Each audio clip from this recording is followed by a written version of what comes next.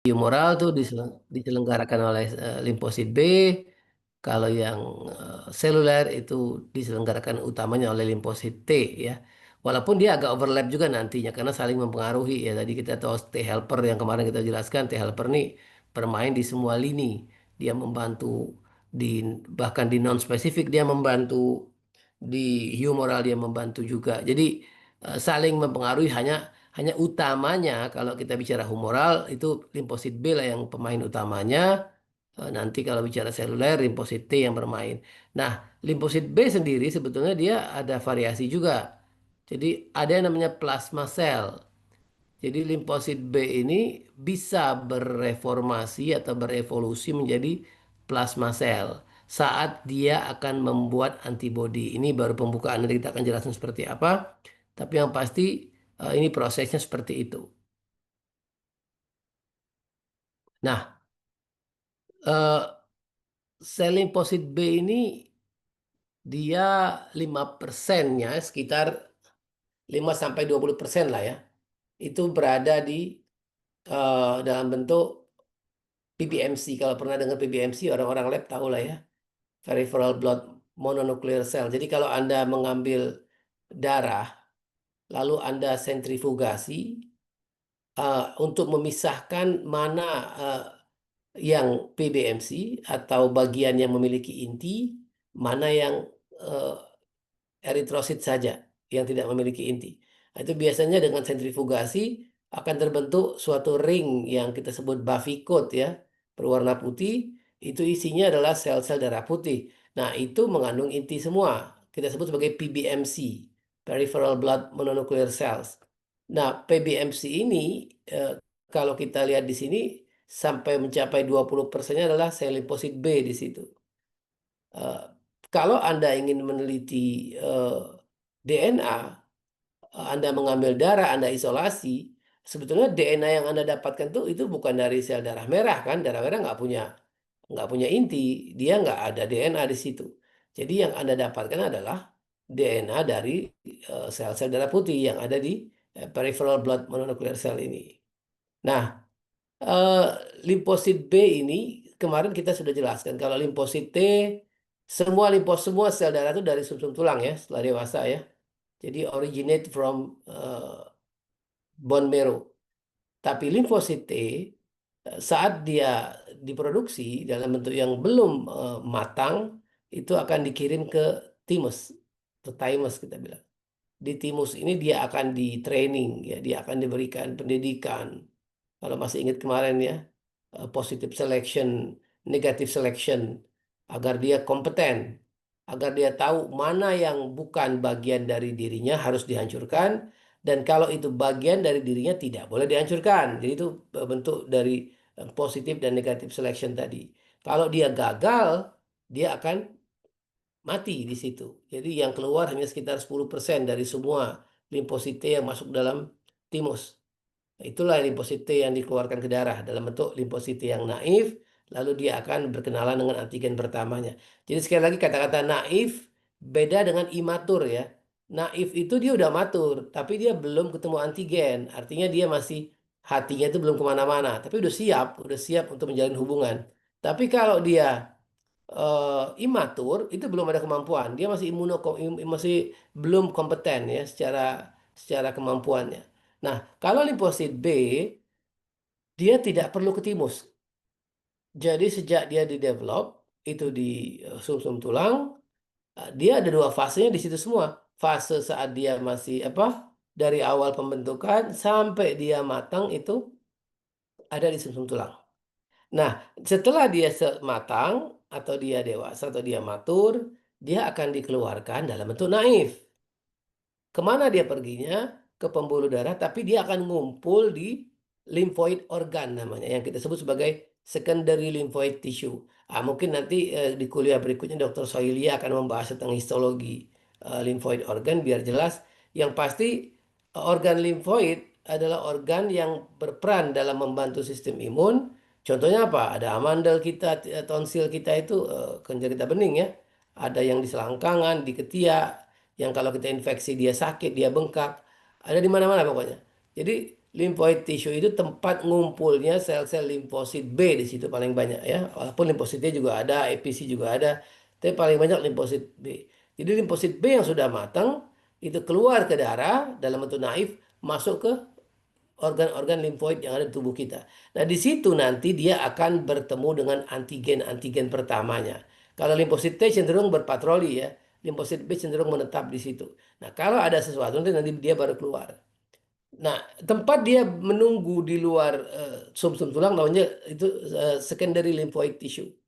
Jadi lymphoid tissue bisa dibagi dua, ada yang primary, ada yang secondary. Primary itu artinya tempat di mana dia mematangkan dulu. Misalnya di sumsum tulang kan tempat pembentukan dan pematangan. Itu namanya primary lymphoid organ. Jadi ada dua nih dalam tubuh kita, ada sumsum tulang, ada timus ya, karena belum matang di situ. Nah, kalau dia udah matang, dia keluar, dia perginya ke secondary lymphoid organ. Jadi jangan bingung, ada namanya primary lymphoid organ, yaitu sumsum tulang sama timus, karena di sini tempat-tempat primer ya, tempat pembentukan awalnya. Kalau di secondary lymphoid organ, itu yang ada di luar keduanya, yaitu yang ada di mana-mana. Tubuh kita banyak sekali lymphoid organnya ya. Jadi dia tempat masuknya kuman dan lain-lain dibersihkan di situ. Termasuk limfosit B di situ. Nah, di dalam secondary lymphoid tissue ini, sel limfosit ini akan mengumpul, membentuk folikel-folikel yang kalau dia ketemu dengan antigen, dia akan aktif membentuk daerah yang namanya germinal centers. Ada gambarnya. Nah, ini. Jadi ini potongan dari limfoid organ kita. Jadi organ limfoid kita itu seperti ini. Amandel dan lain-lain lah ya. Kalau kita lihat, sebetulnya ini penuh dengan kumpulan yang warna lebih gelap ini adalah folikel-folikel yang berisi limfosit B. Pada saat dia belum aktif, dia belum ketemu dengan kuman, dia membentuk folikel-folikel yang berwarna gelap seperti ini. Ya, ini belum ketemu kuman. Tapi begitu ada antigen masuk, ada kuman, dia akan berubah folikelnya, memiliki daerah yang lebih pucat di tengahnya, yang namanya germinal center. Jadi kalau ada gambaran germinal center pada organ limfoid, berarti sedang aktif bertemu dengan antigen kuman di sini. Nah, apa yang menyebabkan dia menjadi berwarna pucat secara histologis, secara selulernya, apa yang terjadi di sini? Yang terjadi adalah sel-sel B yang tadinya banyak ini, dia akan berevolusi menjadi sel-sel plasma namanya. Sel plasma itu adalah sel limfosit B yang berevolusi menjadi besar. Besar itu tidak merubah inti, hanya merubah sitoplasma. Jadi eh, secara relatif ukuran intinya sama walaupun dia membesar, tapi sitoplasmanya menjadi banyak. Jadi dia ibarat kita seperti mengembung gitu. Nah, akibatnya karena yang berwarna ungu ini kan inti sebetulnya ya. Yang Anda tampak berwarna ungu itu ini inti. Tapi karena intinya berimbang dengan sitoplasma pada awalnya, sehingga kelihatan cuma intinya aja. Begitu sel itu membesar, intinya tetap seperti ukuran semula, tapi sitoplasmanya membesar. Akibatnya yang tampak adalah daerah-daerah yang lebih bening, lebih kosong. Karena inti sedikit di tengah, dikelilingi oleh cairan kosong di pinggirnya. Semua sel begitu, semua sel B menjadi plasma. Jadi ciri khas plasma itu inti selnya kecil, sel plasmanya besar atau sitoplasmanya besar. Ini yang menyebabkan tampak gambaran seperti pucat ini. Jadi warna pucat ini sebetulnya bukan berubah selnya, enggak. Selnya membesar sehingga yang tampak inti jadi kecil dan tampak wilayah-wilayah kosong yang intinya adalah sitoplasma dari sel-sel yang membesar tadi.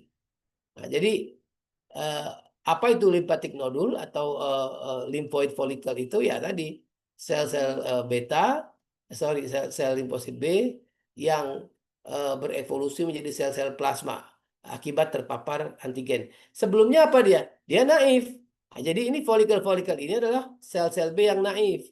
Kalau sudah ketemu antigen dia berubah jadi sel plasma, nggak naif lagi.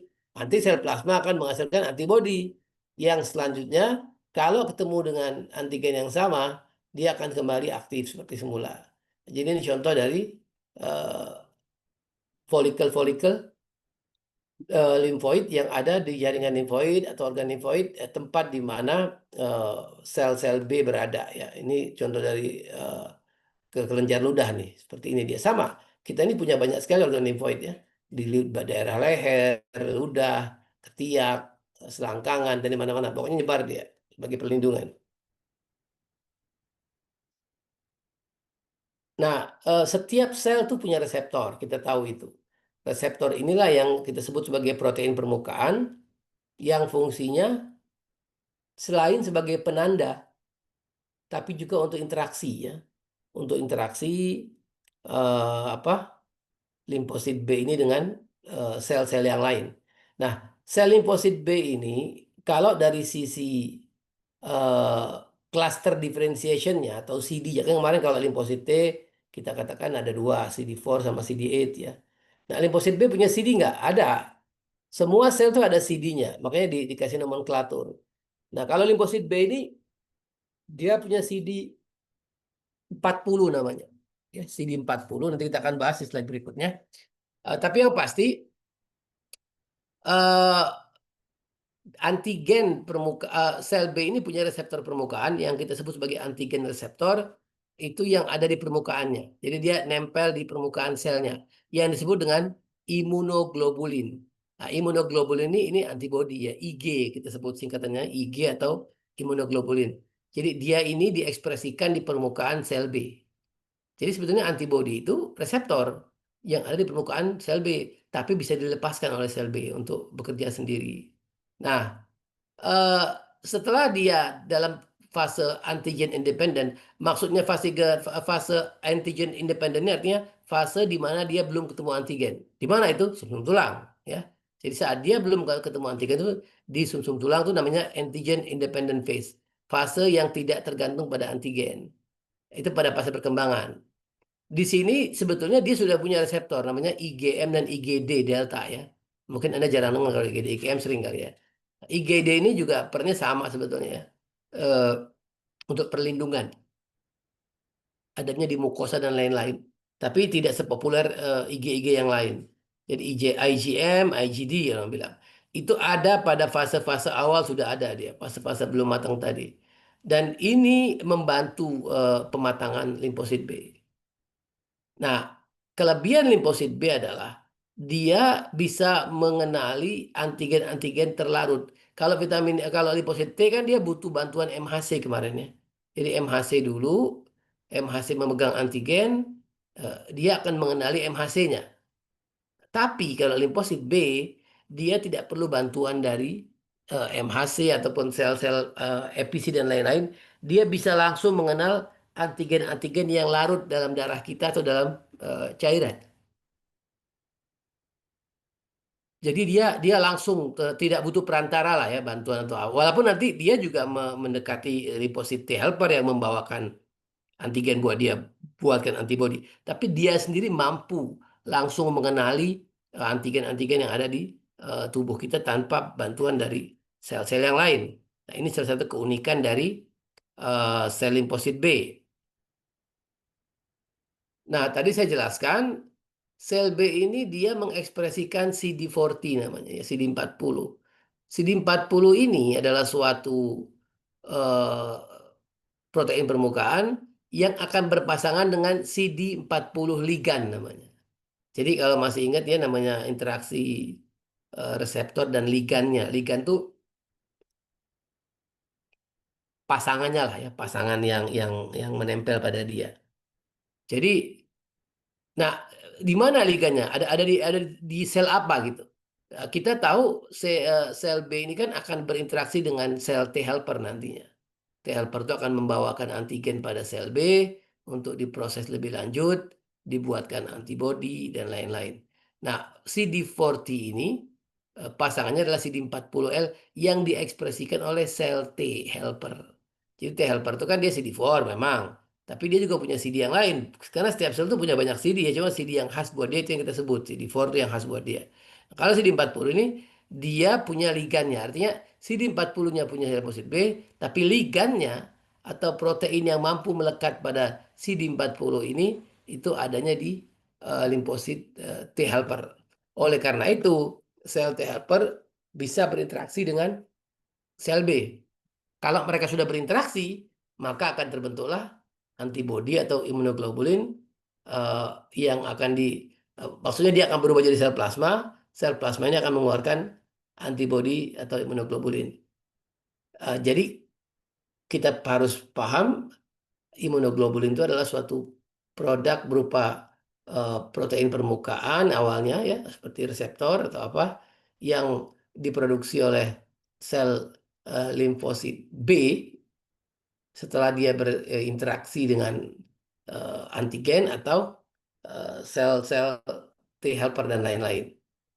Nah, imunoglobulin ini kan tadi khas dia sifatnya mirip dengan waktu kita bicara kemarin tentang limfosit T ya, yang dia akan mengenali satu jenis antigen saja. Nah, sama imunoglobulin ini sebetulnya juga dibentuk sangat spesifik hanya untuk mengenali protein-protein antigen yang eh, spesifik untuk dia yang pertama kali dia temui, sama seperti seperti sel T juga. Dan dia bisa membuat imunoglobulin dalam jumlah yang tak terbatas jenisnya. Artinya apa? Antigen apapun yang masuk, tipe apapun yang masuk, itu akan mampu dibuatkan imunoglobulinnya oleh sel-sel limfosit B. Jadi dia bisa unlimited number. Jadi ada apa? eh, Pokoknya antigen jenis apapun bisa dibuatkan imunoglobulinnya. Kok bisa? Ada apa yang terjadi? Ini ada masalah genetik, ada gen yang bermain atau gen yang bermain di sini.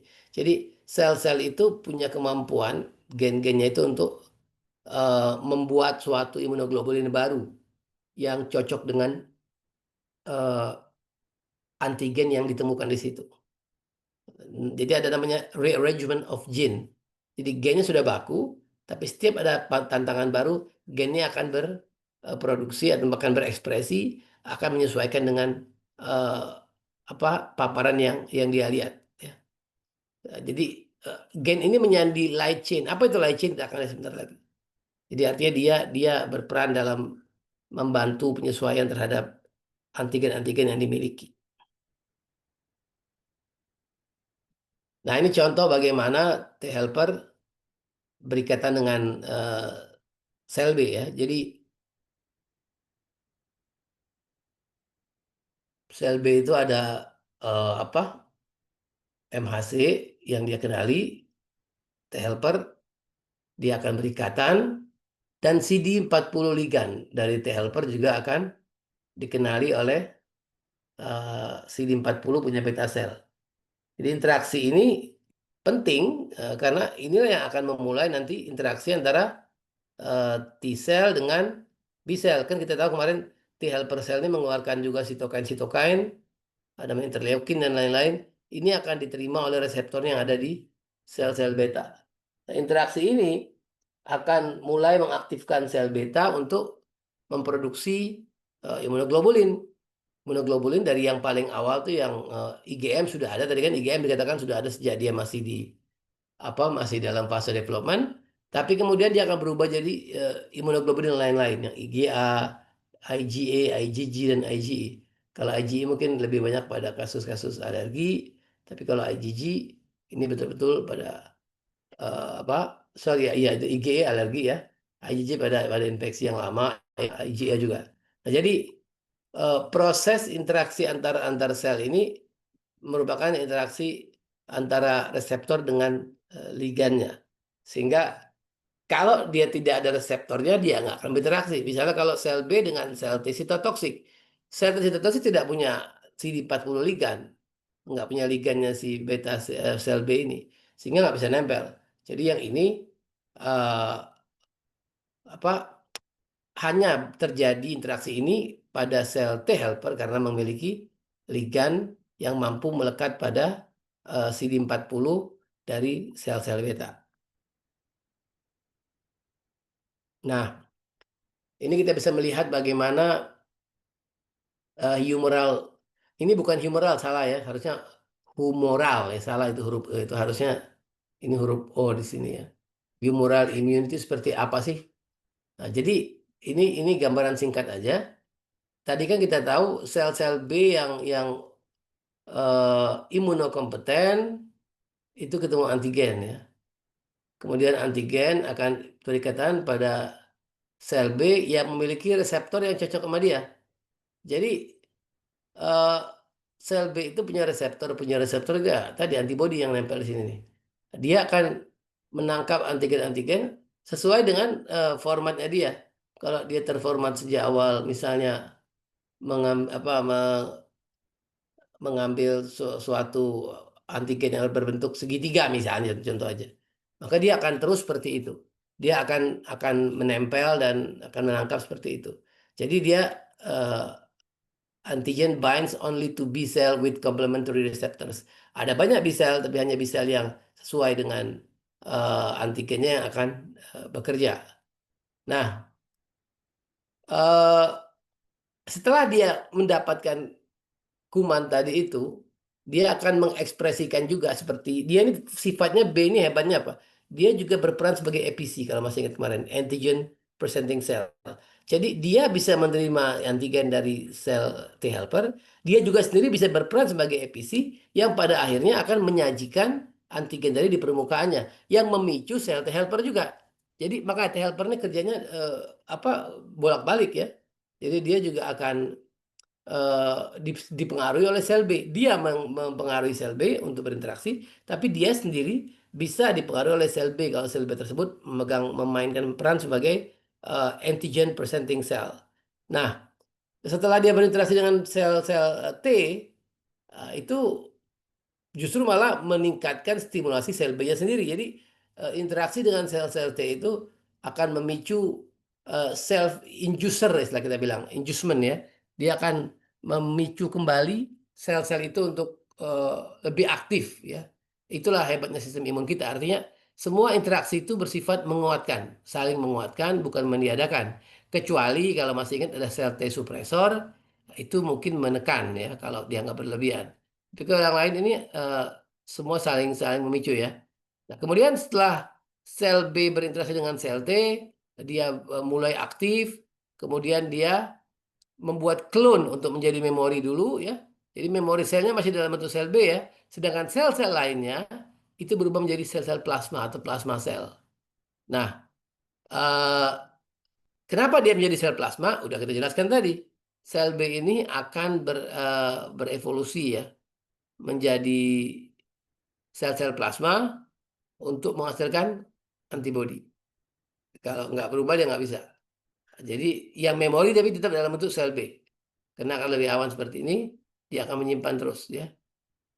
Nah, sel plasma ini akan mengeluarkan antibodi. Ya, antibodinya tadi ada permukaan tapi dilepas sama dia setelah menjadi sel plasma. Jadi sekilas ini adalah eh, proses ya, proses bagaimana humoral immunity itu bekerja ya. Kerja sekali lagi ini imun spesifik. Jadi proses ini berlaku hanya untuk satu antigen, dia prosesnya panjang seperti ini sampai terbentuk plasma sel antibodi.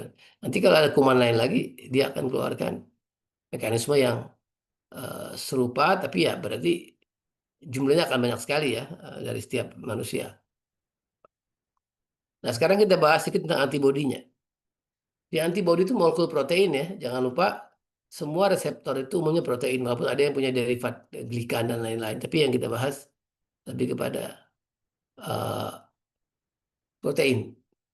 Nah, antibodi ini gambar antibodi ya. Jadi kayak ketapel ya. Kita bilang Y-shape ya. Y-shape atau bentuknya seperti huruf Y. Dia punya dua rantai. Rantai berat atau heavy chain, ini yang panjang ini. Dan rantai ringan atau light chain. Jadi dia selalu seperti itu bentuknya. Yang heavy chain itu uh, terikat di sulfid bonds namanya. Yang light chain juga sama. Ya. Nah, tapi kerja antibodi itu dipengaruhi oleh ini, oleh bagian antigen binding site kita bilang ya. Jadi antigen binding site. Nah, antigen binding site ini daerah yang akan menyesuaikan dengan antigen mana yang akan dia pegang. Jadi artinya ada daerah yang konstan, yang mana yang konstan ini, yang ini sama ini konstan. Maksudnya apa konstan? Apapun antigennya dia nggak akan berubah. Tapi antigen binding site yang dibentuk oleh separuh oleh variabel regionnya yang apa rantai ringan dan sebagian kecil rantai besar atau heavy change itu akan membentuk antigen binding site. Berarti ini bentuknya akan sangat-sangat bervariasi. Misalnya kalau dia mendapat eh, antigen yang berbentuk segitiga misalnya, maka antigen binding site-nya akan berubah membentuk struktur segitiga agar cocok dengan antigennya. Nah, misalnya kita lihat di sini. Jadi ada antigen dari suatu molekul misalnya. Antigennya ada macam-macam nih. Kadang-kadang satu kuman tuh bisa ada 10 antigen sehingga ada 10 antibodi yang mengejarnya. Nah, misalnya ini ada suatu mikroorganisme, dia antigennya itu ternyata eh, ada struktur khususnya, yang setengah lingkaran, kotak, setengah lingkaran, segitiga. Tapi eh, antibodi itu kan sangat spesifik. Dia nggak mungkin satu antibodi itu menempel di semuanya.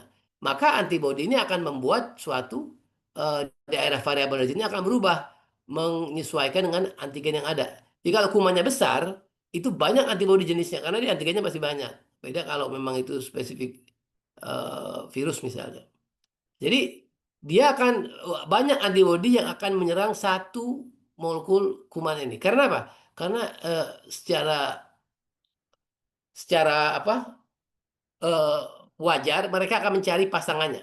Jadi kalau dia bentuknya segitiga, maka antibodi akan merubah antigen binding site-nya untuk yang segitiga. Begitu juga yang lain-lain, sama persis. Nah, sekali dia sudah mengenali ini, ingat dia tidak akan berubah lagi. Jadi dia dia akan seterusnya keluar dalam bentuk seperti ini untuk menyerang kalau ada apa patogen yang serupa ya dengan antibodi dengan antigen yang serupa. Jadi kalau kita lihat nih satu molekul dia ada 3 antibodi paling enggak nih. Antibodi 1, antibodi 2, antibodi 3. Oke. Eh, jadi makin besar suatu mikroba atau mikroorganisme yang apa ada di daerah kita misalnya atau dari luar, maka makin banyak juga antibodinya yang akan nempel di situ. Bukan banyak jumlahnya ya, tapi jenisnya juga. Karena dia dia memiliki antigen yang lebih banyak daripada yang permukaannya kecil ya. Karena kan protein semua itu. Nah, bagaimana sih antibodi itu bekerja? Eh, kita bisa kategorikan menjadi 3 lah ya mekanisme kerjanya itu. Jadi antibodi itu dikeluarkan ke dalam darah dan mukosa, kemudian dia akan berikatan dengan eh, benda-benda asing atau toksin dan langsung menetralkan. Jadi tadi dikatakan kan antibodi ini mampu mengenal soluble agent. Jadi dia dia sendiri tanpa bantuan sel apapun, dia kan dalam bentuk apa protein protein yang diproduk ya. Jadi antibodi itu bisa masuk ke darah maupun mukosa, lalu dia berikatan dengan benda-benda asing yang tidak aktif seperti patogen dan toksin. Jadi toksin sekalipun, toksin mungkin pada tahu kan ya, kalau apa sel-sel itu ada yang mengeluarkan toksin ya untuk menyerang atau meracun dan lain-lain. Nah, ternyata antibodi ini bisa menangkap itu. Jadi bukan hanya makhluknya saja, bukan cuma patogennya aja, tapi produknya juga berupa toksin itu bisa di eh, netralisir ya oleh antibodi. Apalagi cara kerjanya? Dia bisa mengaktifkan sistem komplement untuk menghancurkan eh, dinding-dinding sel bakteri ya seperti membiologi lah. Nah, saya kira untuk proses komplement ini nanti akan dibahas oleh yang lain.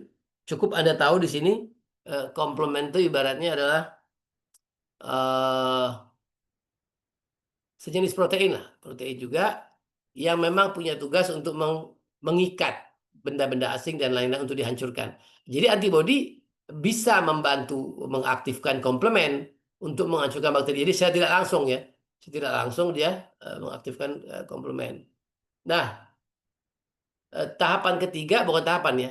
fungsi ketiga antibodi ini bisa membantu fagositosis. Kita semua masih tahu lah ya. Fagositosis itu kan kerjaan dari makrofag misalnya.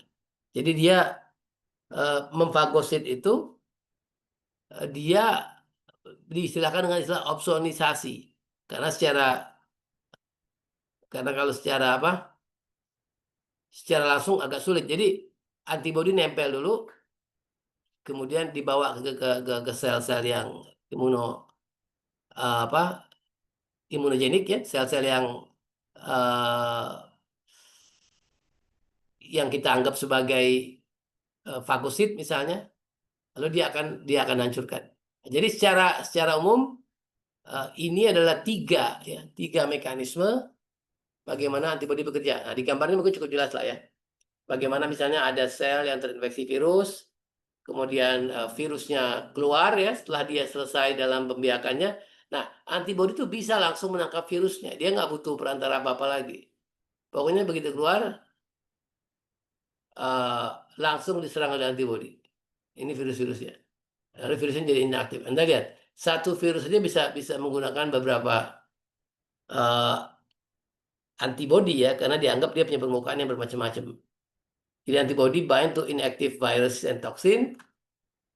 Ini disebut dengan neutralizing antibodies. Jadi antibodi ini menetralkan huma eh, apa? Sorry. Jadi dia menyerang apa?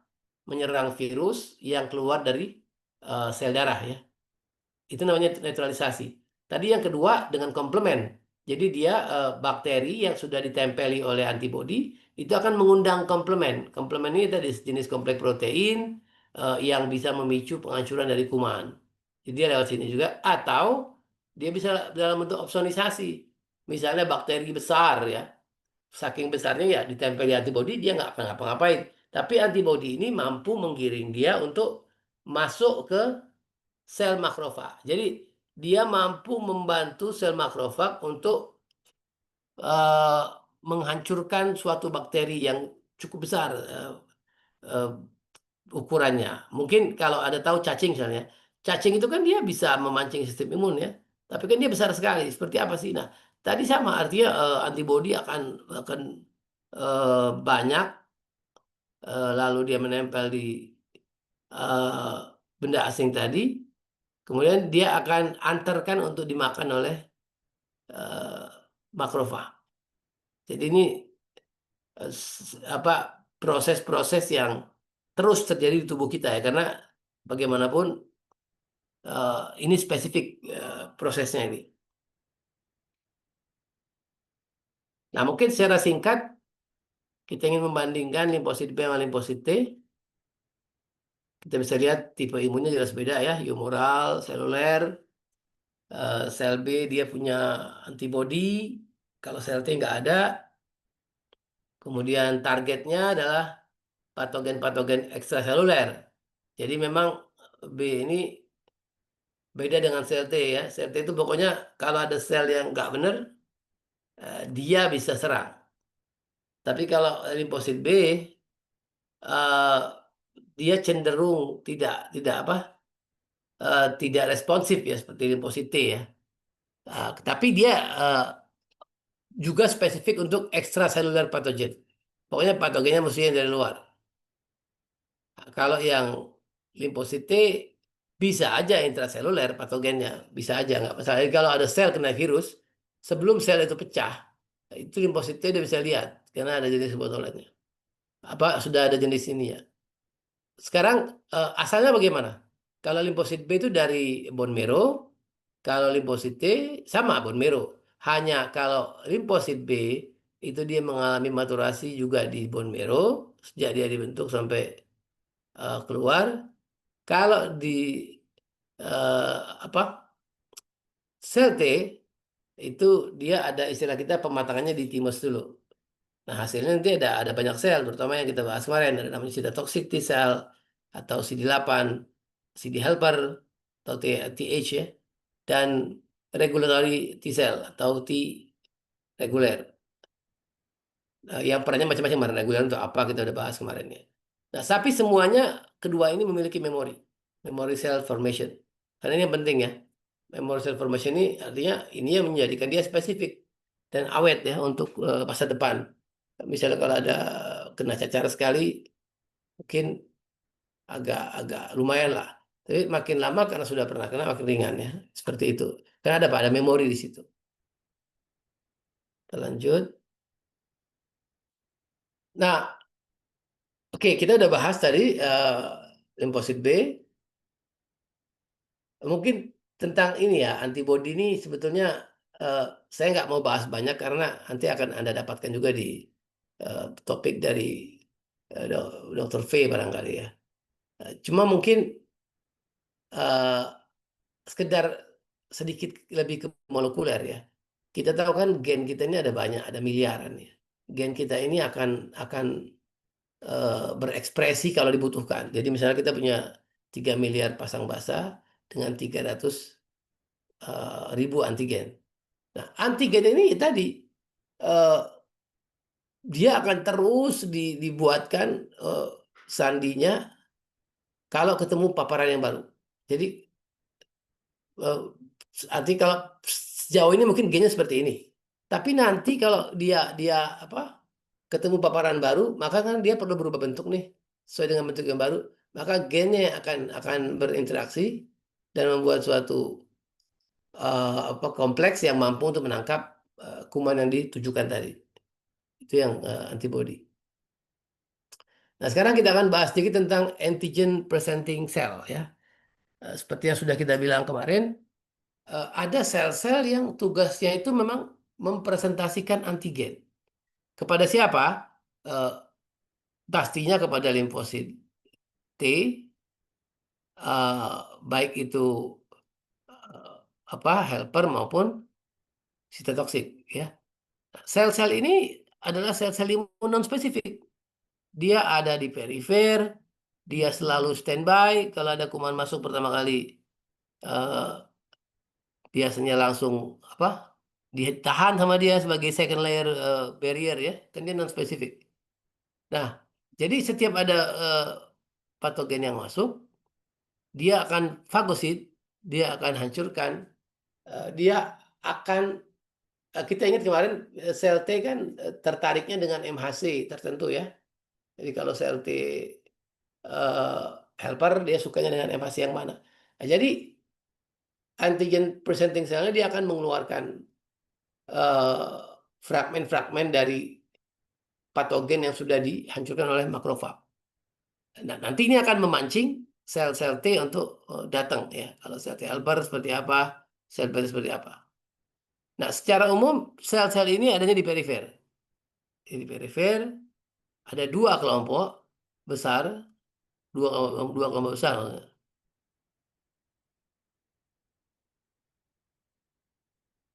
Eh, jadi ada beberapa tipe dendritik, makrofag, dan B cell. Jadi B cell ini pun termasuk episi ya. Jadi dia kan tadi dikatakan dia mampu untuk menangkap antigen yang terlarut secara langsung, nggak butuh bantuan. Tadi kalau sel T helper kan, sel T kan dia butuh bantuan dari episi. Tapi B tidak, malah dia yang mempresentasikan antigen pada sel T. Nah, jadi sel B ini punya dua sisi. Sebagai episi dia bisa, sebagai sel yang menerima antigen dari limfosit T juga bisa. Nah, tapi yang major itu adalah dendritik dan makrofag. Nah, dendritik ini selnya berbentuk seperti ini. Jadi sel-sel dendritik itu mirip dengan sel-sel saraf ya. Dia punya banyak juluran-juluran yang eh, perannya itu sebetulnya memang tadi ya sebagai pertahanan pertama, tapi juga kekuatannya adalah kemampuan dia. Ini adalah sel yang paling paling bagus lah dalam dalam peran sebagai episi ya. Jadi pada kuman-kuman denggi dan lain-lain itu sel ini yang paling berperan ya dalam dalam proses itu. Nah, jadi kalau ada antigen yang eh, apa datang lah gitu ya, itu maka dia akan langsung membuat sel-sel dendritik ini itu akan langsung menangkap dan mengambilnya, diambil dan dicerna gitu ya. Nah, begitu dia sudah mengambil, dia akan bawa ini. ke lymph node terdekat, organ limfoid terdekat. Kalau tadi masih ingat bagaimana sel B nunggu di situ ya, sel B kan nunggu di limfoid, maka dia akan bawakan ini ke eh, lymph node ya, nodus-nodus limfoid yang ada dalam tubuh. Nah, dia mengekspresikan dua-duanya. MHC1 ada, MHC2 ada. Artinya apa? Dia bisa menyajikan kepada sel limfosit T yang sitotoksik maupun sel limfosit T yang seluler, sorry, yang helper. Karena dia kan MHC2 sukanya sama yang helper ya. Kalau satu sukanya sama yang sitotoksik. Nah, dia punya dua-duanya. Oleh karena itu dia bisa bisa membantu di dua lini sistem imun ya. Tapi dia tidak seperti makrofag yang punya kemampuan fagosit yang kuat sekali, tidak. Dia lebih kepada hanya episi yang paling banyak perannya dan dia mengeluarkan banyak kemokin ya. Ini kemokin ini seperti saya bilang sitokin dan lain-lain. Artinya dendritik ini dia eh, kalau detailnya gini, dia saat sebelum ketemu kuman atau patogen yang masuk, dia dalam bentuk imatur, adanya di mana? Perifer. Begitu kuman masuk, dia menangkap kuman, dia berubah menjadi matur. Ah, jadi reseptor penangkapnya langsung hilang. Yang ada adalah reseptor penyajinya. Jadi ibarat kita gini, tangan kanan tuh kalau kita anggap sebagai tangannya untuk mengambil, sorry, terbalik. Tangan kiri untuk ngambil, tangan kanan memberi. Nah, sel ini pada saat masih muda, masih belum matur, dia cuma punya tangan buat ngambil doang. Ekspresinya itu di situ. Begitu ada kuman masuk, denggi misalnya, tangannya ini ngambil. Nah, seiring dengan pengambilannya itu dimasukkan dalam dalam tubuh dia, tidak seperti makrofag yang menghancurkan semua. Dia lebih kepada membawakan saja, tapi tangannya udah yang tangan kiri untuk ngambil udah dia masukkan, dia langsung mengeluarkan tangan kanan membawa bagian dari patogen tadi untuk disajikan ke apa sel-sel T helper atau sel T sitotoksik. Jadi seperti itu. Jadi sel DC yang matur yang sudah mendapat kuman hanya ada molekul MHC sebagai ekspresinya. Tapi yang untuk dia nggak bisa lagi mengambil kuman lain karena udah hilang sifat dia untuk eh, awal tadi. Nah, kemudian dia mampu mengeluarkan kemokin. Ya. Jadi umumnya semua sel imun itu punya kemampuan mengeluarkan zat-zat tertentu yang perannya biasanya lebih kepada fungsi lebih lanjut yang tidak semuanya kita juga tahu. Tapi yang pasti dia akan membawakan ini kepada limfosit T dan juga dibawa ke eh, organ limfoid terdekat. Nah, kalau makrofag seperti apa? Kalau makrofag dia jelas kita tahu ini sel yang paling-paling banyak perannya karena dia bermain di berbagai tempat ya. Semua jaringan tuh ada makrofag, walaupun nanti bentuknya beda-beda perannya tapi sama. Dan dia terlibat di dua ya, innate immunity jelas ya, adaptif juga karena ternyata dia episi. Jadi kalau episi itu dia punya punya punya pengaruh lah ya, punya pengaruh untuk mengeluarkan antigen tadi untuk diserang oleh atau di di approach oleh sel-sel T dan lain-lain. Nah, jadi kalau makrofag ini dia bisa menghancurkan patogen langsung, tapi juga bisa mempresentasikannya kepada sel T. Kalau dendritik tadi lebih kepada penyaji saja. Kalau ini memang sel-sel penghancur. Dia hancurin, soal dia perlu nggak sih dia paparkan juga tergantung. Biasanya kalau kalau paparan patogennya itu masih banyak, tidak bisa langsung dihancurkan sendiri, dia butuh jangka panjang, maka dia akan libatkan sel T di sini. Dan sama dengan dendritik tadi, dia juga mengekspresikan MHC1 dan MHC2 untuk nantinya dikenali oleh sel T yang mana yang sesuai dengan MHC yang diekspresikan. Dan sifat lainnya adalah dia scavenges dead cell. Makrofag ini ibarat kita sebagai tim bersih-bersih juga lah. Kalau ada kuman sel-sel kita yang sudah rusak misalnya, jadi eh, sel itu harus dibersihkan, dibuang karena nggak mungkin menumpuk kan. Nah, itu tugas-tugas dari makrofag. Dia akan eh, mengambil sel-sel yang apa rusak tadi dihancurin sama dia, dihancurin agar tidak mengganggu. Kalau enggak kan dia akan menumpuk sel-sel mati. Jadi semua sel mati atau sel-sel yang apoptosis kan kita tahu kan di apoptosis selnya masih ada kan cuma rusak kan apoptosis itu kan dia pecah atau apa. Nah, siapa yang ngebersihinnya? Makrofag. Jadi makrofag ini ibarat kita sebagai sel eh, berperan sebagai eh, apa ya? Pengatur rumah tangga lah ya atau pembersih rumah tangga lah ya. Jadi dia yang akan meyakinkan kalau sel-sel darah mati diambil biar nggak numpuk dalam pembuluh darah atau di dalam spleen. Dia juga membersihkan sel-sel yang ada dalam tubuh kita. Tapi memang dia tidak spesifik. Sehingga bagaimanapun peran spesifik itu tetap eh, lebih lebih apa ya lebih aman lah ya lebih aman karena langsung ke kuman yang dibutuhkan jadi nggak akan kemana-mana. Nah, jadi seperti itu ya. Kalau kalau kita bahas tadi sel B, bagaimana perannya, apa yang terjadi kalau dia membuat antibodi.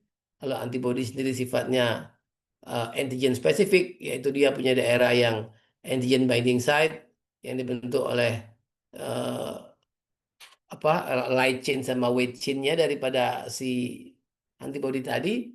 Dengan begitu dia akan mampu mengikat antigen sesuai dengan formasi yang eh, dia lakukan.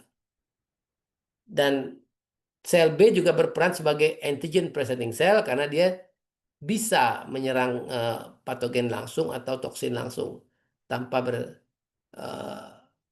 berinteraksi lagi. Nah, sedangkan kalau eh, dia membutuhkan apa kalau sorry kalau makrofag misalnya ini membutuhkan interaksi yang lebih jauh maka dia akan mengaktifkan eh, koneksinya dengan limfosit T tadi ya. Nah, kalau dendritic cell dia berbeda karena dia tidak peran makrofagnya tidak seperti apa peran fagositnya nggak seperti makrofag tapi cenderung dia lebih aktif dalam kemampuannya menyajikan. Jadi cara menyajikan dendritic cell itu lebih baik daripada makrofag pada limfosit T itu jelas. Hanya mungkin memang apa dendritik ini tidak sebanyak makrofag dan dia umumnya di perifer di daerah kulit. Jadi kalau kuman denggi, kuman-kuman lain itu umumnya yang masuk lewat kulit itu bisa langsung eh, berhadapan dengan dia. Tapi kalau yang makrofag lain lagi. Oke, saya kira itu saja memang tidak banyak materinya karena saya katakan tadi akan dilanjutkan oleh dosen-dosen lain yang lebih mengarah pada eh, aplikasi klinis, penyakit, dan lain-lain. Hanya mungkin untuk Anda, karena ini sifatnya overview ya, berarti kan ini akan lebih dalam lagi kalau Anda baca ya. Prosesnya nggak segampang ini gitu. Nggak segampang dendritic cell ambil ini. Sebetulnya dia punya reseptor yang namanya DC sign, ya dendritic cell, bagian dari ICAM. Nah, ini yang DC sign ini yang berperan. Tapi sekali lagi kalau kita bahas semua itu jadi panjang sekali dan itu jadi proses yang apa tidak dikatakan overview lagi, tapi sudah seperti proses tindak lanjut ya, apa imunologi lanjut itu seperti itu ya.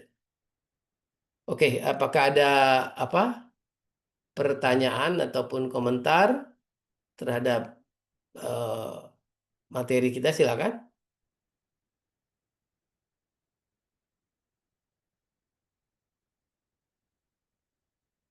Sekali lagi Anda harus refresh terus ya, baca lagi agar konsep dasarnya ini kepegang karena nanti di kuliah selanjutnya itu akan lebih bervariasi materinya akan lebih lebih saya katakan tadi lebih aplikatif sehingga Anda butuh merekol lagi sedikit nanti apa yang sudah kita pelajari agar agar lebih paham dalam melaksanakan pembelajaran berikutnya ya.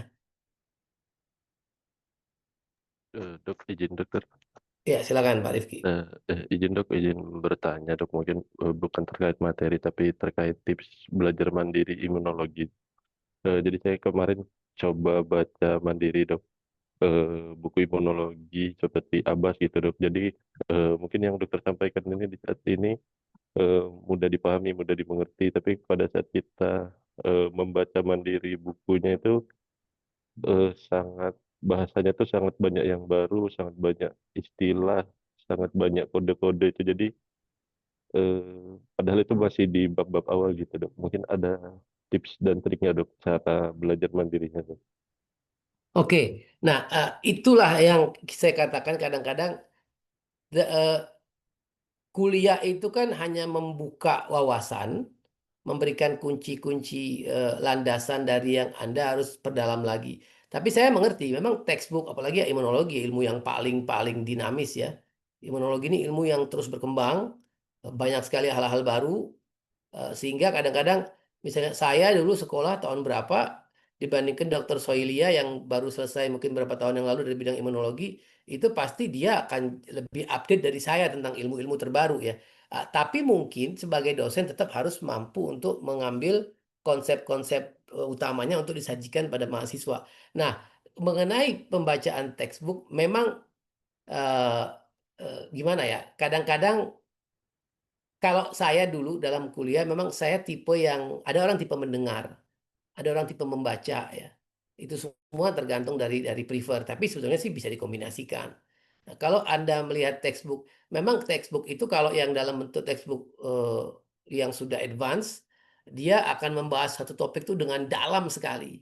Nah, tapi sebetulnya ada juga beberapa buku-buku mungkin yang lebih ringan. Hanya tentunya sesuai kebutuhan ya. Kalau Anda ingin sesuatu yang lebih dalam, Anda terpaksa baca yang textbook yang lebih lebih kompleks ya. Eh, saya tidak bisa mengatakan ada tips khusus yang seperti apa karena bagaimanapun kemampuan itu kan kadang-kadang bukan hanya kemampuan bahasa Inggris ya. Mungkin Anda bahasa Inggris nggak ada masalah, Anda paham. Tapi istilah-istilah asing tadi itu ya, yang kadang-kadang muncul dan dia langsung langsung menginteraksikan berbagai faktor. Misal tadi kalau kita bahas tentang antibody, dia akan memunculkan langsung mungkin tipe-tipe jenis gennya langsung muncul juga apa daerah heavy chain itu ada berapa berapa ekson, berapa intron. Nah, itu yang membuat jadi satu ilmu itu langsung dia interaksikan dengan ilmu-ilmu lain yang Anda saat itu nggak siap. Jadi Anda baru punya konsep imun, tapi untuk konsep genetiknya mungkin Anda belum dalam. Tahu-tahu waktu Anda belajar konsep imunnya, dia langsung ceritakan setiap satu bagian itu langsung mencakup aspek-aspek genetiknya juga. Sehingga jadi kayak seperti berat ceritanya itu. Padahal sebetulnya Anda hanya butuh konsep imunnya dulu. Anda nggak mau terlalu dalam. Jadi sebetulnya menurut saya eh, boleh baca textbook kalau memang Anda ingin tahu lebih banyak, memang harus seperti itu. Tapi Anda bisa bisa highlight lah. Kira-kira yang Anda butuhkan tuh apa? Kalau ada yang detail-detail yang memang Anda anggap ini kayaknya terlalu jauh, saya tidak terlalu paham backgroundnya, saya lebih suka ingin mengejar dulu ke proses-proses utamanya. Nah, mungkin Anda bisa highlight. Atau mungkin textbook yang Anda baca juga perlu dipertimbangkan. Eh, Tidak ada orang yang membaca itu satu buku selesai itu nggak ada. Tapi kebutuhan, misalnya Anda butuh bab tentang apa? Saya butuh bab tentang interaksi antibodi antigen. Nah, Anda cukup pergi ke situ dulu. Jadi cari chapter yang hanya membahas itu. Saya nggak bilang dia akan mudah, tapi setidaknya di chapter itu Anda bisa memahami dulu yang Anda mau. Jadi textbook itu bukan suatu yang harus dibaca berurutan banget. Kalau sesuai seperti kita membaca suatu buku sejarah, tapi lebih kepada apa yang dibutuhkan. Saya tidak pernah menamatkan satu buku The Cells yang tebal itu sampai sekarang bertahun-tahun. Karena saya tetap mencari yang saya butuh aja dulu. Karena kalau menamatkan itu kadang-kadang ada hal-hal yang sama sekali nggak kepake lagi setelah itu, buang waktu aja. Jadi Anda butuh apa sekarang? Pertama saya ingin tahu dulu antibodi, antigen, gimana interaksinya. Cari bab yang tentang itu aja. Atau bahkan lebih aman mungkin kadang-kadang di internet ada yang sudah langsung mengeluarkan materi yang langsung tentang itu saja. Tapi mungkin nggak detail. Nah, baca dulu konsep umumnya dari kuliah dari situ, baru Anda pergi ke detail yang ada di textbook. Tapi sekali lagi di textbook langsung cari chapter yang Anda butuhkan. Tidak wajib membaca textbook itu urutan gitu, karena pasti akan lelah dan akan bosen. Karena nggak semuanya Anda perlu dan tidak semuanya itu penting buat Anda. Jadi mungkin trik pertama menurut saya adalah Anda mau tahu apa baru Anda baca, bukan Anda ingin menamatkan satu buku, paham maksud saya? Saya ingin Iya. menamatkan buku imun. Itu kadang-kadang nggak terlalu manfaat karena memang akan ingat sebentar terus lupa lagi. Pasti itu. Akhirnya baca lagi. Jadi mending Anda pengen tahu apa nih dari sisi imun. Saya pengen tahu yang dimaksud dengan sitokin itu apa dalam imunologi. Nah, Anda pergi ke chapter tentang sitokin dulu. baca tentang sitokin. Nanti akan membuat Anda terpaksa baca bab lain karena ada kaitan. Tapi nggak apa-apa. Tapi dengan begitu lebih ringan beban Anda. Lebih kepada topik by topik, bukan sekuen dari suatu bab satu ini bab dua itu nggak seperti itu kalau baca textbook. Agak akan lelah Anda. Kecuali Anda mau jadi dosen, mau ngajar ya mau nggak mau. Tapi kalau Anda buat penelitian, buat apa, lebih bagus topik by topik. Jadi chapter by chapter yang Anda butuhkan, bukan urutan chapter. Nah, mungkin begitu Rifki. Awalnya seperti itu ya. Lama-lama Anda mungkin baru mulai terbiasa. Udah habis chapter yang ini, butuh topik lain lagi, pergi ke chapter yang lain. Nah, dengan basic chapter pertama tadi yang Anda baca, ada manfaat, sudah bisa membantu meringankan di chapter yang berikutnya. Seperti itu barangkali. Terima kasih dokter. Ya, ada yang lain? Oke, kalau nggak ada, terima kasih perhatiannya. Mungkin topik saya selesai buat imunologi. Nanti ada aspek-aspek lain saya katakan tadi ada histologinya, kemudian mungkin aspek-aspek klinisnya, itu semua akan Anda dapatkan di sini. Bagi yang ngambil BKW Imunologi akan lebih dalam lagi nanti di semester berikutnya. Dan bagi Anda yang bukan dari imunologi, kalau Anda butuh sesuatu yang memang lebih dalam tentang imunologi, kita membuka kemungkinan untuk Anda mendapatkan materi di BKU Imunologi. Sifatnya tapi kita akan atur seperti apa. Jadi misalnya Anda penelitian butuh nih materi yang menarik di situ. Eh, Kita bisa atur nanti biar Anda bisa bisa mendapatkan materi seperti itu. Tapi dalam dalam dalam dalam apa konsep mungkin bisa informal, bisa juga formal. Tapi setahu saya kalau informal lebih gampang lah, artinya materi apa yang Anda butuhkan, Anda bisa jadi observer dan lain-lain. Tapi cukup disampaikan dulu kepada ketua BKU-nya. Kalau Anda dari BKU apa, ngomong dengan PA-nya atau dengan BKU Anda, kalau Anda butuh cross learn dengan BKU yang lain, nah itu yang akan difasilitasi ya. Walaupun sejauh ini sih jarang yang begitu, karena biasanya sudah cukup lah apa yang dapatkan di overview seperti ini. Sekali lagi terima kasih banyak. Semoga semuanya lancar dalam perkuliahan. Dan jangan lupa terus menggali ide-ide penelitian ya, jangan terlena ya. Udah semester 1, nanti 2 kalau bisa Anda sudah punya pra-proposalnya sudah siap, sehingga siapa tahu Anda bisa selesai lebih awal lah ya, dalam arti lebih awal maksudnya baru masuk semester 3 itu udah punya penelitian yang sudah siap untuk dipublikasi. Sekali lagi terima kasih banyak. Billahi taufiq wal hidayah. Assalamualaikum warahmatullahi wabarakatuh. Selamat pagi. Waalaikumsalam warahmatullahi Waalaikumsalam wabarakatuh. warahmatullahi Terima kasih, wabarakatuh. Dok. Terima kasih, Dok. Terima kasih, Dokter.